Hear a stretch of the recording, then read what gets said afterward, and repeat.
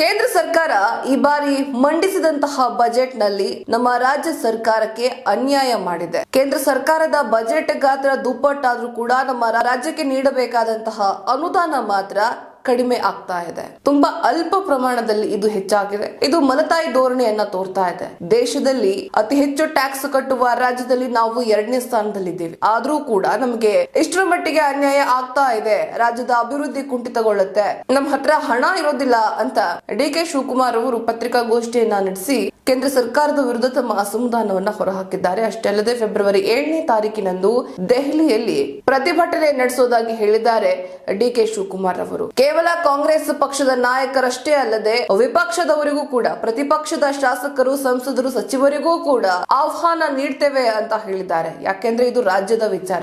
ಎಲ್ಲರೂ ಒಕ್ಕಟ್ಟಾದ್ರೆ ಮಾತ್ರ ಇದು ಸಾಧ್ಯ, ಇದು ಬಗೆಹರಿಸೋದಿಕ್ಕೆ ಸಾಧ್ಯ, ಅಥವಾ ನಮ್ಮ ಹಕ್ಕನ್ನ ನಾವು ಪಡೆದುಕೊಳ್ಳೋದಕ್ಕೆ ಸಾಧ್ಯ, ನಮಗೆ ನ್ಯಾಯ ದೊರಕೋದಿಕ್ಕೆ ಸಾಧ್ಯ ಅಂತ ಡಿ.ಕೆ. ಶಿವಕುಮಾರ್ ಅವರು ಹೇಳಿದ್ದಾರೆ.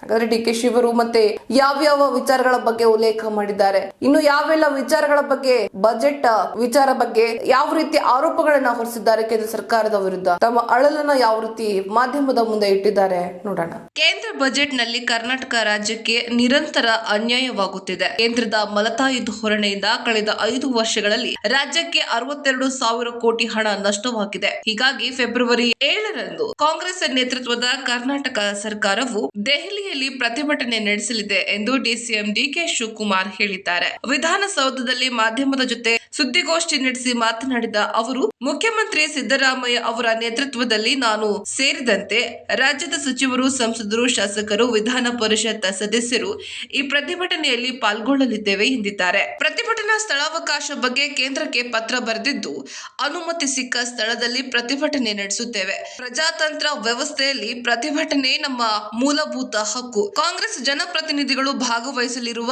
ಈ ಪ್ರತಿಭಟನೆಯಲ್ಲಿ ಪ್ರತಿಪಕ್ಷದ ಸಂಸದರು, ಶಾಸಕರು ಭಾಗವಹಿಸಬೇಕು ಎಂದು ಮನವಿ ಮಾಡುತ್ತೇನೆ ಎಂದು ಹೇಳಿದ್ದಾರೆ. ರಾಜ್ಯಕ್ಕೆ ಅನ್ಯಾಯವಾಗಿದೆ. 2018-19ರಲ್ಲಿ ಕೇಂದ್ರ ಸರ್ಕಾರದ ಬಜೆಟ್ ಗಾತ್ರ 24.5 ಲಕ್ಷ ಕೋಟಿ ಇತ್ತು.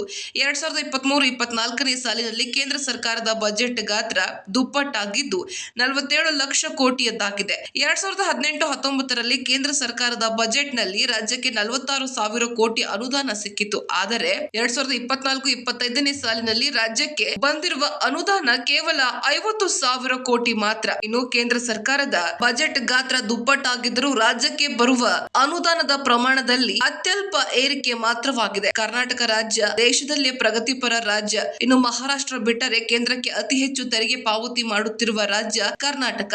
ಆದ್ರೆ ಕಳೆದ 5 ವರ್ಷಗಳ ಬಜೆಟ್ ನೋಡಿದ್ರೆ ನಮಗೆ ನಮ್ಮ ಪಾಲು ನ್ಯಾಯಯುತವಾಗಿ ಸಿಕ್ಕಿಲ್ಲ. ರಾಜ್ಯದ 28 ಸಂಸದರ ಪೈಕಿ ಒಟ್ಟು 27 ಸಂಸದರು ಎನ್ಡಿಎ ಮೈತ್ರಿಕೂಟದವರೇ ಆಗಿದ್ದರೂ ನಮಗೆ ಸೂಕ್ತ ನ್ಯಾಯ ಸಿಗುತ್ತಿಲ್ಲ ಎಂದು ಅಸಮಾಧಾನ ಹೊರಹಾಕಿದ್ದಾರೆ. 62,000 ಕೋಟಿ ಹಣ ಕಡಿಮೆಯಾಗಿದೆ. ಇನ್ನು 2018-19ರಿಂದ ಈಗಿನವರೆಗೂ ಕೇಂದ್ರ ಬಜೆಟ್ ಗಮನಿಸಿದ್ರೆ ನಮ್ಮ ರಾಜ್ಯದ ಪಾಲಿನಲ್ಲಿ 40-45% ಪಾಲು ಕಡಿಮೆಯಾಗಿದೆ. ಇದರಿಂದಾಗಿ ನಮ್ಮ ರಾಜ್ಯದ ಮೇಲೆ ಸಾಲದ ಹೊರೆ ಹೆಚ್ಚಾಗ್ತಾ ಇದೆ. ಇತ್ತೀಚೆಗೆ ನಡೆಸಿದ ಸಮೀಕ್ಷೆಯಲ್ಲಿ ಪ್ರತಿ ವರ್ಷ 7,000-10,000 ಕೋಟಿ ಅನುದಾನ ಕಡಿಮೆಯಾಗುತ್ತಾ ಬರುತ್ತಿದೆ. 14ನೇ ಹಣಕಾಸು ಆಯೋಗದ ಶಿಫಾರಸಿನಂತೆ ಕರ್ನಾಟಕ ರಾಜ್ಯಕ್ಕೆ 4.71 ಪಾಲು ನೀಡಲಾಗಿತ್ತು.